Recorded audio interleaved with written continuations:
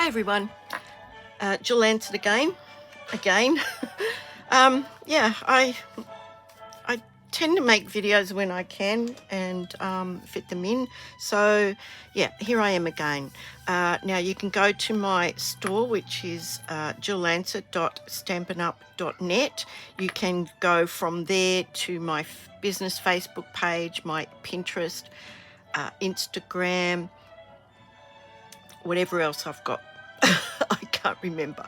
Not being very technically minded, so yeah. Anyway, so I know I've been saturating you guys with the fitting florets of late.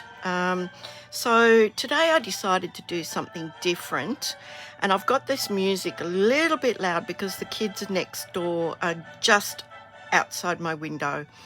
Well, it's gorgeous. Probably doesn't make much for spectator enjoyment, but anyway, so yeah, I posted a picture on my Facebook page of this beautiful plant that I have, and the colors are so bright, they're so intense, and there's not a flower on it. It's purely leaves. So I thought I'd try and emulate that. So here we are. This is why we're here today at the moment. So I'm going to go through what we've done here. So here's the card here, and I'll show you what stamp sets we did. This is the background I've made. The leaves are so vibrant, this really does not do it justice.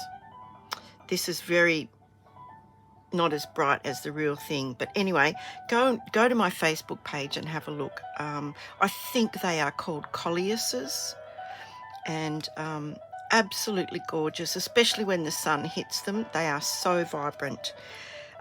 So yeah, the two stamp sets, and I've combined the two stamp sets to make this card today, and I'll show you what I used. I used the soft seedlings.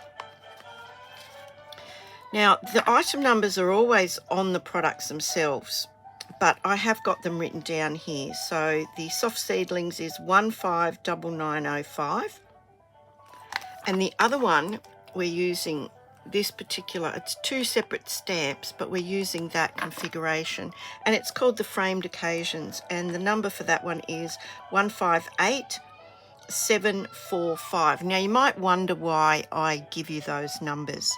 When you're placing an order in my online store, it comes up and asks for the item number.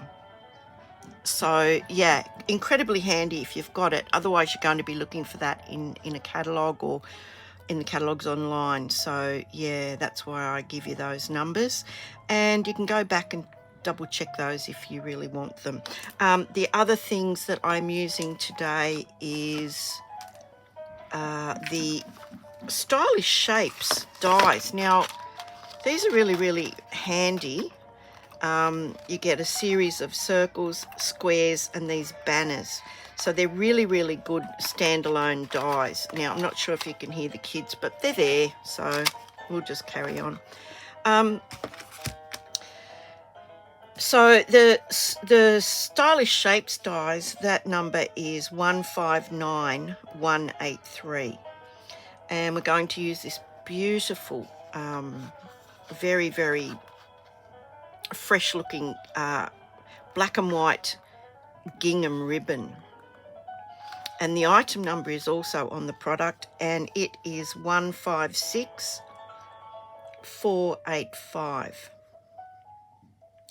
So that's all the items that we're using today, and I'll go through the individual items with the actual measurements on them for you, and we'll do that right now. So I've gotten out of the habit of writing these out, but I really like writing them out for both of our sakes. So there's our card. It's very vibrant. I think that would cheer anybody up. So what I've done here, I've already pre-cut and pre-stamped, but I am going to show you how I stamped this. Now this started out as a bigger piece. I did it all in one go, and then I've cut them down, trimmed them down to make two pieces to create the card. So I'm going to show you the measurements and how we did that. So the first thing you need is your card base, which I haven't got one here. Just bear with me. Okay, card base. Now it is A4 folded in half. It's folded in half here. And that measurement is 14.85. So scored at 10.5, folded in half. Now you can use it as a portrait style card, or you can turn it around like we're going to do today and make it a landscape. Now the only other thing that we are going to use that isn't in any of the catalogues, or we don't sell them anymore, is a punch, and it's 1 3/4 inch punch, circular punch. Now I've had this for donkey's years. I mean, this is when we used to make them in what is called the whale tail punches. I think that's what they're called, whale tail. But if you've got a circular die, 1 3/4, you can use that, of course. But yeah, I see no need to replace that. It's been working for years and years and years, and I'm guessing it'll continue to work.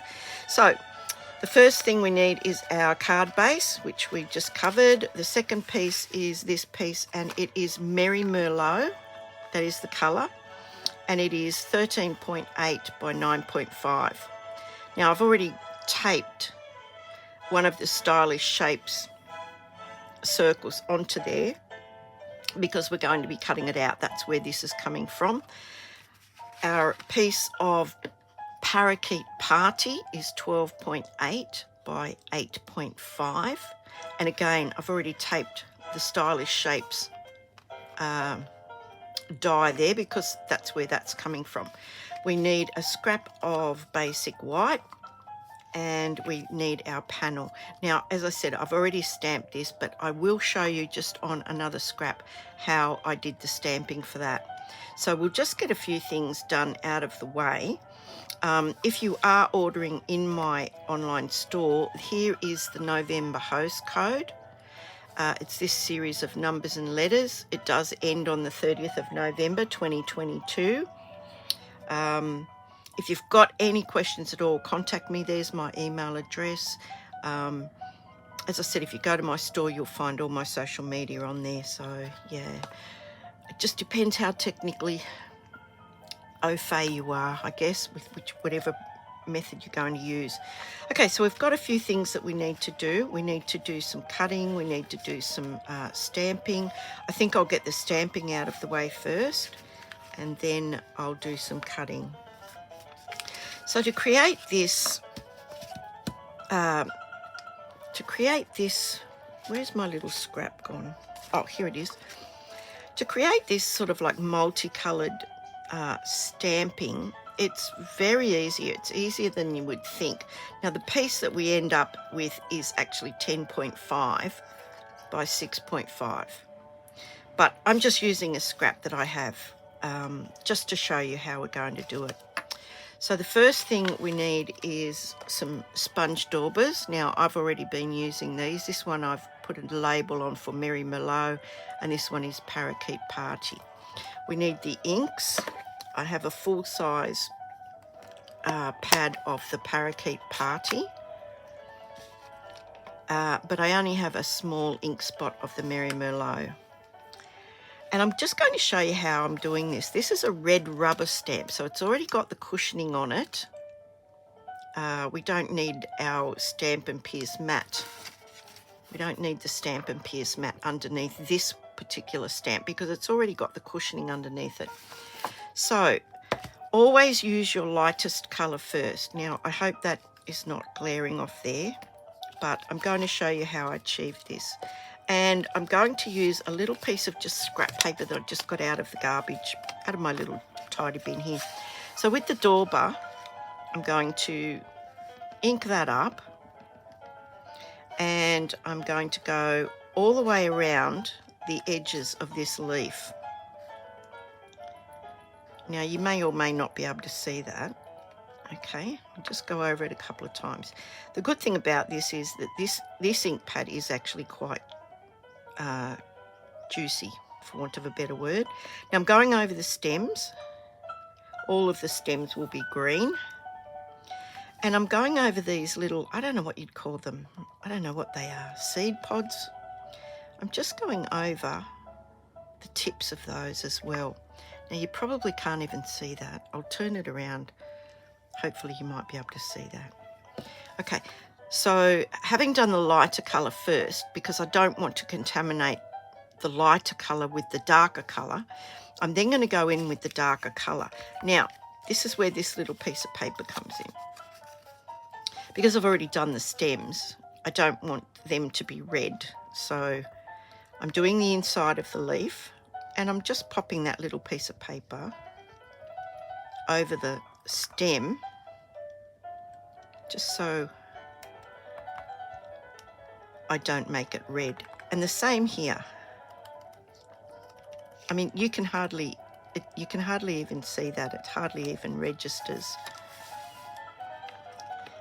But you can see on the piece of paper that the ink has connected. And then we do what is called huffing. Now I can see a little bit of a hair or something on there. So we'll just go over that again. Okay, so we're going to do a bit of huffing, and that is simply me breathing on this stamp just to make sure that those inks are moistened a little bit. And all it requires is the moisture from my breath. So, and you can see the fogging around there. So now I'm just going to, oh, got a bit of dramatic music playing while that happened. That's because it's dramatic. So I'm just pressing down. Now this is just a really, really old block that I have. And you can see how that's turned out. At least I hope you can see how that's turned out. So I'm going to do that again. I'll do it on this other side, and then you'll see how I achieved it again. So just with our dauber, I'm hoping you can see this. I'm just dipping it into the ink. I'm going around the edge of this large leaf, and no two are going to be the same. All over the stems, doing all over the stems. Oh, I forgot, on the tips of these little flowers. I guess they're little buds. I don't know what they are. I don't even know what sort of leaf it is. I guess it's a maple leaf. So then I've got my little piece of paper here, and I'm just going to cover up that little stem so that I don't obliterate the green on it. And the same here. Same here. Oops, sorry. I think I might have just tapped the camera. Simple as that. I'm going to breathe on that again.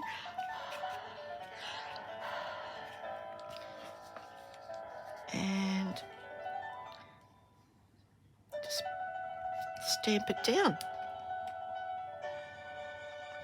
Just in time for the fanfare. Just in time for the finale music. And look at that. Isn't it lovely? So, I mean, you could do this in a series of reds and yellows, going into the russet browns. You could do a series of greens. This could be a freshly spring leaf, or it could be on its way out with autumn. So you decide what colour your leaves are. They're your leaves. But I decided to go with these very unusual colours simply because of a photograph that I took of some plants. But there we go. So there is our piece. Well, let's just pretend this is the same piece because it's already cut to size. Okay, now we have a scrap of paper we're also going to do some stamping on, and I want to do this little circle in the parakeet party. It comes out very, very pale. So we'll just pop, oh, we need our Stampin' mat because this is a photo polymer stamp. There is no cushioning on this. So we do need our Stampin' Pierce mat. So it's just a circle, just a ring of little dots. Just pop that on there, leave that for a second or two. And there we go. As I said, very, very pale. Okay, close that up because you know what's going to happen if I don't. That's going everywhere. And then we're going to stamp this beautiful message in the Merry Merlot. So inking that up and popping the lid on there. Now, I hope that's in the centre. I'm just going to have a little look. There we go. Beautiful. Just hold that down for a second and there we go. Right, so that's all of our stamping done. All of that's out of the way now. So I'm going to punch this out with the punch. Now, I always turn them upside down so I can see what I'm doing. Okay, now you can see that there's the tiniest of little borders around there. And I can sort of just gently squeeze that and it will hold it in place while I make sure it's in the right spot. And then I'm just going to punch it. So that's that piece. That's our little stamping piece done as well. And what I decided to do with both of these was to take whatever ink was left on the sponge dauber and just go around the edge. It just, I don't know, it just gives it a bit of a finished look. Now, if I hold that at perpendicular, it will just do the edge. It will just do the very edge. But I'm going to show you what happens when you hold that at a different angle, what the outcome is on the other piece. So here's our piece, if I can pick it up. If I hold the sponge dauber now at an angle like this, instead of just getting the edge, you get a bit more colour towards the centre. And the corners I always like to give a really good bit of ink. It just, I don't know, it just adds something. It just adds something. It's very simple. It just defines the edge of this card up against the background. So we're just about finished now. There we go, finished. So we've got those two pieces. Now we are going to cut these out. Now this one I can cut with the mini Stampin' cut and emboss machine, or as I like to call it. I think I can cut it out with that. I didn't try. Let me see. Yes, I can. This piece is a bit too wide to go through the machine, so I will cut this one out. I will show you how we do it. We have 3 plates. We have our white base plate, then we have 2 cutting plates which are clear. Now I always try to keep one relatively not cut up. I mean, it's got marks all over it, but it's not scratched up like this one here. So I always try to keep that one as my top one. And I'm just going to just pop a piece of foam down so hopefully it won't slip and slide as much. I call this little machine Bertha only because the other name is just too many words. Too many words. So I go through and then I go through backwards again just to give it a really good cut. And that's as simple as that. These little bits fold back up again and that fits in a relatively small space. So let's have a look here. And there's our beautiful, where is my, take your pick, here it is. And sometimes it will stick to this base plate because of all of that. So I don't know if you can see, but on the back there are many marks, and that is from the cutting marks on that plate, but the front has remained pretty much unscathed. So that's why I always keep one plate clean, so to speak. Now the other one I'm going to cut with my with my electric die cutting machine, only because I have that set up here on my desk for large when I'm doing lots of cutting and things like that. So it is going to make a bit of a noise, and just bear with me while I do that. So it's this piece of Merry Merlot. It's this, I'll show you the size of the Stylish Shapes dies in just a second, but I'll get this cut. So just talk amongst yourselves while I do this.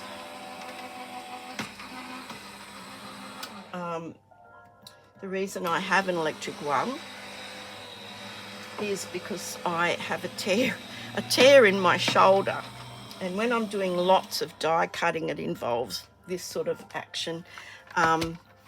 Yeah, it's not a great match for a sore shoulder. So does the same thing, does exactly the same thing. Okay, so the size of these, let's have a look. Stylish Shapes. So it was the second largest, the second largest and the third largest circles. Okay, so that's done. Now we can get on and create this card. So we've got these bits and pieces now. We have our card base here.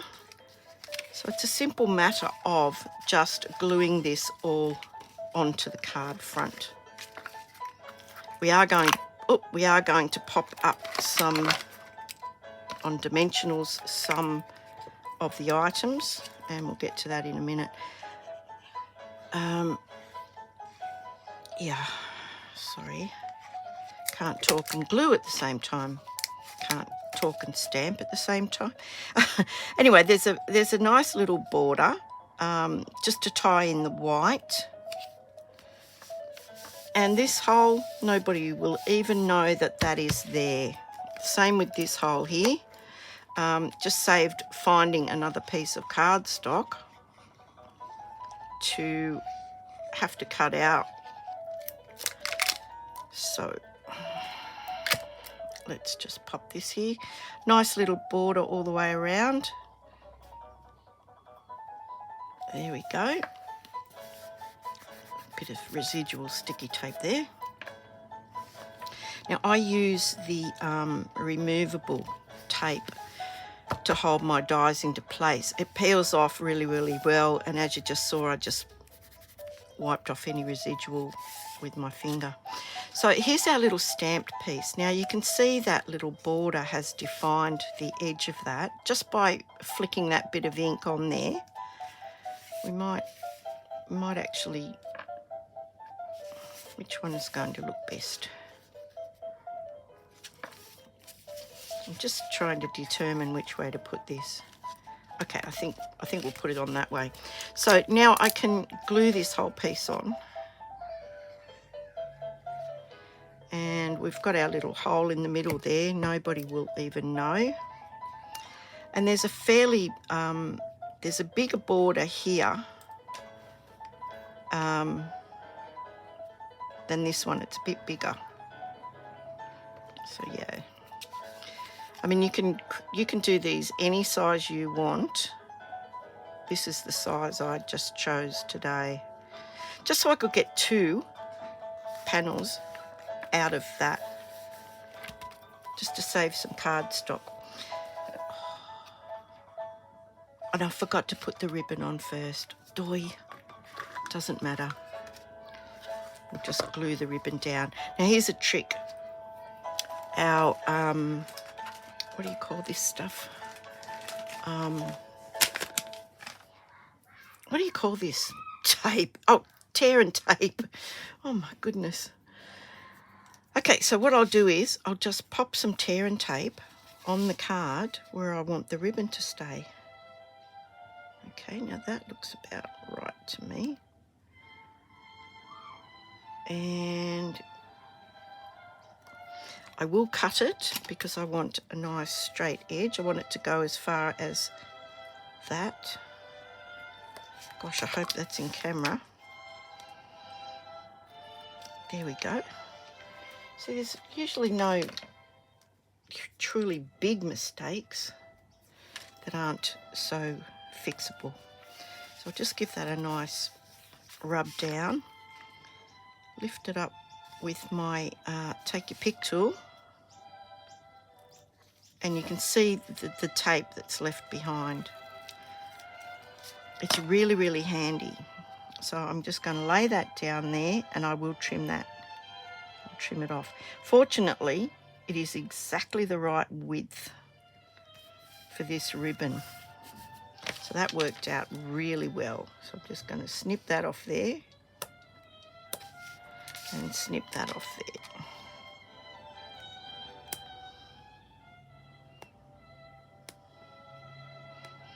If it will let me. There we go. No mistakes. Meant to do it. Okay, so now we have these three pieces that we're going to attach to the front, and they are going to be propped up on dimensionals. So we'll just glue them, and I've done them in this, I like to think of it as the 60s. I don't know, it just reminds me of Laughing for some reason or other. And if you don't remember Laughing, you're clearly not as old as I am. I don't know why, but whenever I see this, I think of that. So I'm going to glue this one straight down as well. Now this one you need to be just take a little bit of care and note where you're putting this one, because it will need to be straight. There we go. So pop that up with some dimensionals. I've got some big ones here. You don't need a lot. I tend to overdo the dimensionals, I must say. But you really don't need that many. 4, I reckon, and 1 in the middle. 4 and 1 in the middle, that's plenty. And then just take it off with, take the backing off with your take your pick. Just makes it a little bit easier. And that is going over here. Now you notice it's nearly the same width. It's just a little bit wider. So you just want to make sure you've got that greeting going straight. Otherwise something will just not look right. So there we go there.